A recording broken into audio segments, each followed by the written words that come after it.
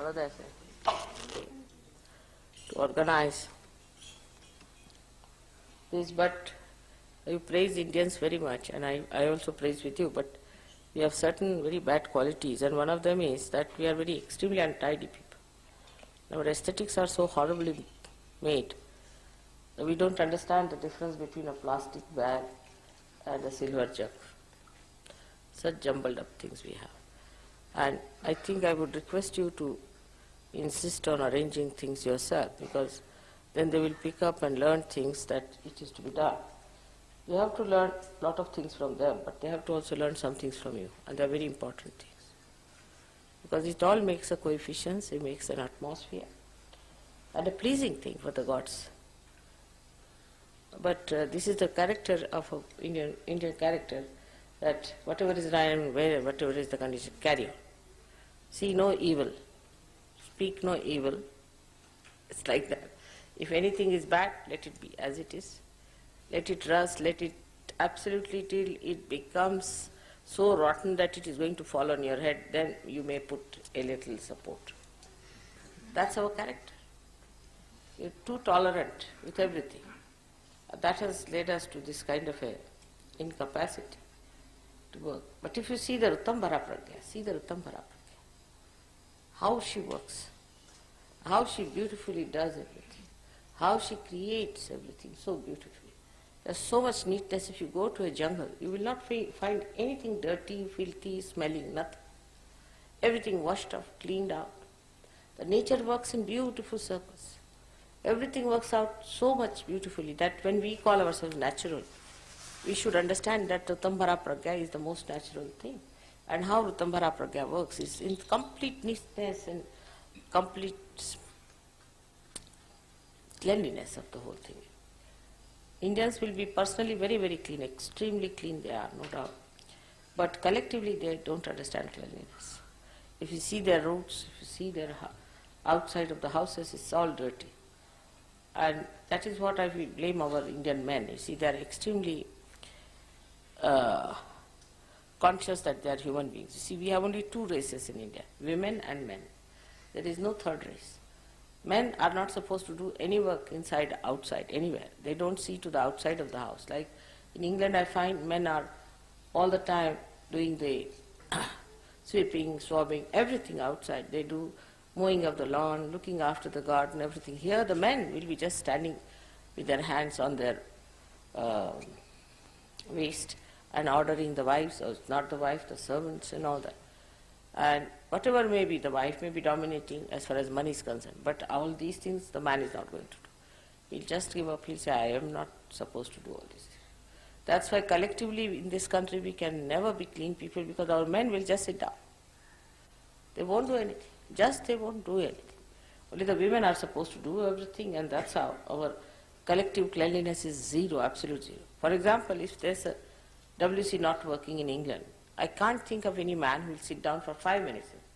He'll himself do it, he'll get a plumber, he'll do some or other, try to manage. Here it's not all right, doesn't matter. It's all right. Don't see no evil. Manage. This is how we have lived all centuries now, I think. And it's high time for all Sahaja Yogis to change themselves.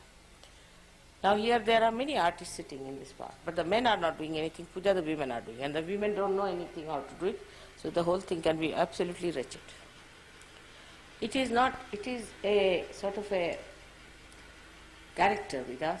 We do this way. But otherwise we have so many qualities. We have so many qualities that you can't imagine how much we have got through our tradition. We are very humble people, we are extremely loving, affectionate, we go to any extent to serve others. We are not cunning people, we are not meticulous, we don't calculate. We are very hospitable. All these things are there, no doubt. But these things that we have to learn from you, it's maybe gross. To look at it looks gross, but it's not. Just now as you see that, if it is properly done, if it is nicely done, I mean, at least I feel very much pleased with it. And everybody feels pleased about it. And when somebody sees the film also, they'll be pleased to see this kind of a film where there's something sensibly put up and everything is nicely done, care has been taken. Also shows a kind of a understanding that this is the worship of the Adishakti, and you cannot take liberties with it. Imagine in these ordinary temples, they spend so much money, even the walls, the doors, the windows, everything made of silver. They do so much to create that. But if you people miss it, the Indians I would say, then it's going to be very dangerous for you. One must understand that you cannot just play about, just mother is coming. Nobody came to even call me. Somebody should have come to call me. I just walked on myself. Here, this is not the way to behave. And the Indians must learn these things. That somebody must come to call me. After all, you see, all these protocols, they are going to learn from you, from the Indians. And if you don't have any protocol about it, how are they going to get it? So this is what one has to understand, that as English have to learn from French, and French have to learn from Germans, and Germans have to learn from, say, Austrians, or Austrians have to learn from Swiss, whatever it is. It's very important that the Indians must learn from the Western people. Certain things, that the way they respect their women, first of all that thing. The way they respect their women. Of course, one should not go to that limit that the women just dominate all the time. And American women are, I've seen about it, they are horrible. But still, I would say that one must learn how to respect the women. Women are human beings. Your mother is a woman. And you must learn how to respect a woman. And if you don't know how to respect the woman, then in this country, I'm sure there cannot be bliss, whatever you may try. So women must learn that. They must know how to talk to their sisters, to their mothers, to their wives. But if there's a woman who is dominating, you see, if there's a dominating woman, then she becomes a prime minister in this country. That's what we are. If you get a dominating woman, then she can manage. If she's a simple woman, she's good, she's religious, she's submissive, then she's finished. If she's dominating, then men are afraid of such women. This is very sad, and that gives a very bad impetus. So I feel that as Ritambara Pragya works out everything so well, in the nature, if you see how she beautifully creates everything, how she chooses things, how she places things, how the colors change, you'll never find anything loud, anything obstructing, anything that is destructive, vulgar, nude, nothing.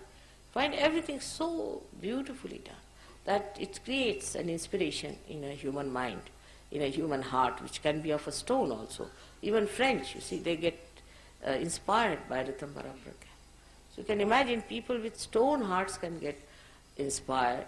People who have very funny ideas about human beings can get inspired by Ritambara Pragya. So why not? We, the Sahaja Yogis, should get inspiration from Ritambara Pragya and try to make everything look nice, beautiful, and must have coefficients by which we can have the proper channel for our vibrations. This is what I feel is lacking in the coordination between East and West. Let us give them this simple thing as to understand how you respect your women, how you respect the aesthetics, how you look after things. I know in London, supposing I have to have a puja, I don't have to see these things at all. On the contrary, I am enamored the way things are done. Always. Here also they work out, I am not saying always, but it could have been much better, a little bit, because the film has to be done and all that.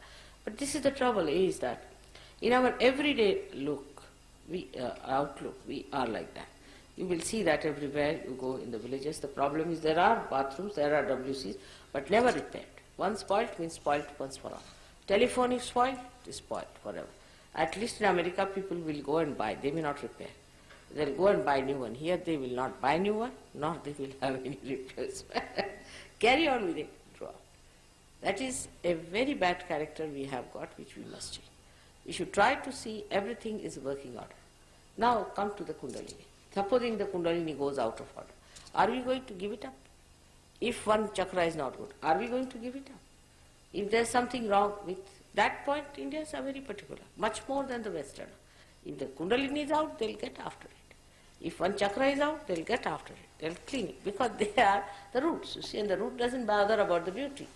But the tree has to look after the beauty. So this is a combination which has to be worked out properly by you both. And the things will work out very well, I think, if you understand what co-relationship you have with each other, what you have to learn from them, and what they have to learn from.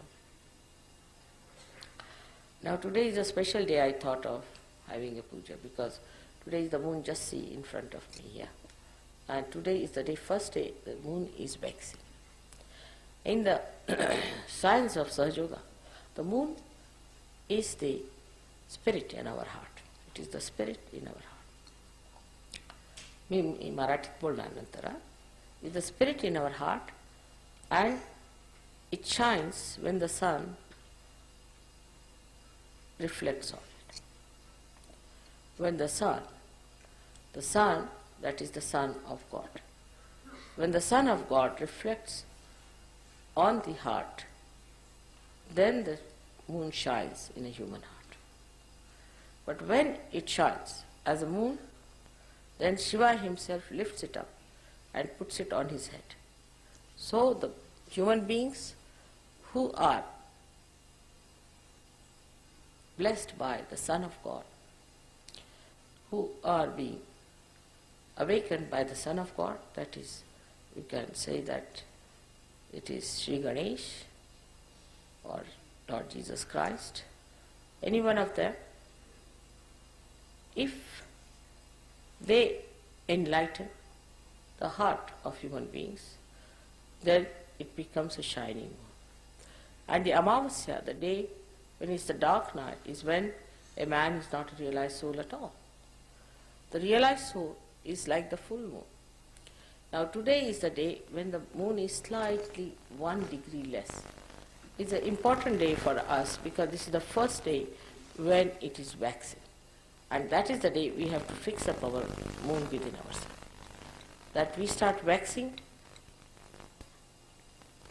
by degrees. Into 16 degrees we go on waxing. And when that happens, we don't realize that there is no shine. Shine is going out. And we have to be careful, we have to look after it, and we have to work it out so that we worship that day when it starts waxing. It can wax with many things. You see, we have so many ways of finishing off the light that God has given us in our heart, that is the spirit. One of them is, very great one, is the thinking that we do about it. The first it starts when we start thinking about it, rationalizing about it. You must know that when I speak, I don't speak. Actually, these are all mantras. Whatever I do, I work it out in such a way that what I am saying works out within you. It's the Kruta Yoga, and it works out. When I say that, the whole machinery gets geared up. So when I say something, if you start reflecting it in your mind, you are gone, because you are not receiving what I am trying to do. If it is a mantra, that means whatever I am saying, those sound waves will create that being within you that I am describing. So at that time, once you start thinking about it, you cannot receive it because you have put a barrier of your thought. So when I am talking, just try to receive it. Just say yes, yes inside, so that you receive it within yourself. So this is one of the greatest problems of today, is that whatever you say, everybody must answer, everybody must argue, everybody must say, no, this could be that way, that could be, there are alternatives, this, that, everything goes on. There's no need at all to do all that. And when you start doing that, then all the gods and goddesses get angry one by one, and that's how you start losing your light within yourself. So this is the most displeasing thing for gods and goddesses, that you don't recognize me, that you don't recognize me fully, that you still argue with me, still you start asking questions, still you start giving me alternatives. Absolutely, this is just not necessary for you to go on arguing, to go on discussing it. It is just that you assimilate whatever I am saying, and that assimilation itself will open out those new dimensions within you which God wants to be opened out. So better surrender in that way your ego. Ego is the one that makes you say something, argue something, discuss something. And this is what is the biggest problem that I have seen when the first day of the waxing starts. So today is the first day when we should say that, that our ego should not start that drooping down. It was nice to dance, enjoy everything. But then when you sit down, while dancing you can't think, thank God. But as soon as the whole thing is over, we sit down, again the mind starts going on, tuck, tuck, tuck, tuck. And then we start thinking. And once we start thinking, then we are losing that light which we have received. Sort of the moon has started waxing. And at that point, one has to be careful, because that's the most important thing. If you do not allow it to happen first time, then it can stop. It's very simple to understand that if you can stop sari on a last bit of it, it will not blow out because you are holding on to it. So at the very beginning of waxing of the moon, if you are careful about it, if you are alert about it, it will never happen. Whatever you are achieved will be sustained, and then you can increase. But that's a very important point which we miss, and that's why we have lots of trouble and lots of problems in Sahaja. So now as you are moving for your further journey, so many of you are come for the first time, I have to tell you, don't think, don't reflect. In this you must learn from Indians. They don't think about these things. But they have to think, because when they think, they'll start thinking about those things which they have to think. I mean, you don't think, you'll be giving up all that is nonsensical that you have been thinking about. So don't think about it, don't reflect, don't bother. Try to be subtler and subtler and not misidentified with your tags that are outside, like hooks, you see. And the mind is like a hook. I've seen all of you have one hook outside, and all the yarns go, hook round it, again another yarn goes and hooks round it. And the whole mind is attached to that hook. That is Mr. Ego. If you can cut your string somehow or other and say, I'm not going to think, I have come here for my spiritual ascent, let me be what I am. If mother says something, I'll listen to it. She scolds me, I'll listen to it. She does something, whatever she does, let me see that as I have come here for chiseling out myself, let her chisel me out, let the nature chisel me out, let the whole atmosphere chisel me out, puja should chisel me out, but you just become like a beautiful, we can say, a jade in the hands of the divine. And allow the divine to take out all your beauty. Just allow the divine to take out your beauty, and then you can enjoy your beauty. But if you hang over to all these old things, then it will be very difficult. So as being the first day, I have started it on the day when the moon is about to wax. See? I hope you'll be all very careful about it. Be alert. You have to be very alert. You have to go beyond time. You don't have to think about food. Once in a while, if you don't eat, doesn't matter. Nobody's going to die, I tell you. We don't eat for days together, nothing happens to us. So food has not come, the breakfast time, the dinner time. I mean, food is a religion, I think. So everything has a time. Here there is no time for anything. We do whenever we feel like. You see, let's do that way. So we have to be prepared for a nice, thorough cleansing and a very enjoyable time throughout. These two things can work hand in hand. If you just accept that you don't have to think. If you don't think, everything can be done without any problem, and you'll enjoy life very much. So that's one thing. आता तुम्हाला लोकांना सांगायचं म्हणजे असं की आज तुम्ही पूजेला आलात ना, तर पूजेचा उपयोग असा झाला पाहिजे की तुमच्यामध्ये ज्या काही देवी देवता आहेत त्या जागृत झाल्या पाहिजे, आणि त्या देवी देवता जागृत होण्यासाठी म्हणून आजची पूजा आहे. तेव्हा वेगळ्या वेगळ्या देवी देवतांना कसे लोक जागृत करतात ते शिकून घ्या. त्याच्यानंतर तुम्ही जरा मोठे झाले की तुम्हाला मंत्र शिकून देऊ, मग तुम्ही दुसऱ्यांनाही जागृती देऊ शकता. मग तुम्हाला हे कळेल की त्यांच्यामध्ये कुठे काय धरलेलं आहे, त्यांना कोणते त्रास आहेत, ते कसे स्वच्छ करायचे हे तुमच्या लक्षात येईल. मालं म्हणजे तुम्ही सुद्धा योगीजनच झाला. आता तुम्ही स्वनुशेष हात फिरून त्यांची कुंडलिनी जागृत करू शकता आणि त्याच्या डोक्यावरती थंड येईल. तुम्ही बघाल, आत्ताही तुम्ही कोणावरती करून बघा, तुम्हाला दिसेल की तुमच्या हातात अशी कुंडलिनी तुमच्या हातात न वाहता येतात. तुम्ही जरासं असं वरती केलं की तुम्ही वाटेल डोक्यावरती थंड थंड. 3दा उचलली की तुम्हाला वाटेल थंड थंड. पण ह्याच्यासाठी म्हणून नेहमी पूजन करावं लागतं. आता तुम्हाला फोटो वगैरे नसले तर तुम्ही फोटो घ्या, त्याला थोडंसं कुंकू लावायचं सकाळी, थोडा नमस्कार करून आणि शाळेला जायचं. घरी झोपायच्या आधी फोटोवरती एक दिवा ठेवायचा लहानसा, दोन्ही हात फोटोवर ठेवायचे, पाय पाण्यात ठेवायचे थोडेसे, आणखी नंतर मीठ घालायचं त्या पाण्यात, थोडा वेळ असं बसायचं फोटोकडे हात करून, आणि मग पाय पुसून झोपून जायचं. बस एवढंच ध्यान आहे, दुसरं काहीही करायचं. 5 मिनिटं संध्याकाळी आणि 5 मिनिटं सकाळी. सकाळच्या वेळा एक हात आधी फोटोकडे असा करायचा, डावा हात जेव्हा फोटोकडे असेल तर उजवा हात खाली, आणि उजवा हात फोटोकडे असेल तर डावा हात वर. बस असं करून 1-2 मिनिटं उभं राहायचं, नमस्कार करायचा, बंधन द्यायचं आणि शाळेला जायचं. आधी सोपं का कळलं ना? अगदी सोपं आहे. तुम्हाला फोटो नसले तर तुम्ही याच्याकडनं फोटो घ्या. सगळ्यांना मी फोटो दिले होते ना मागे, आणखी आता सुद्धा तुम्ही फोटो घ्या. हां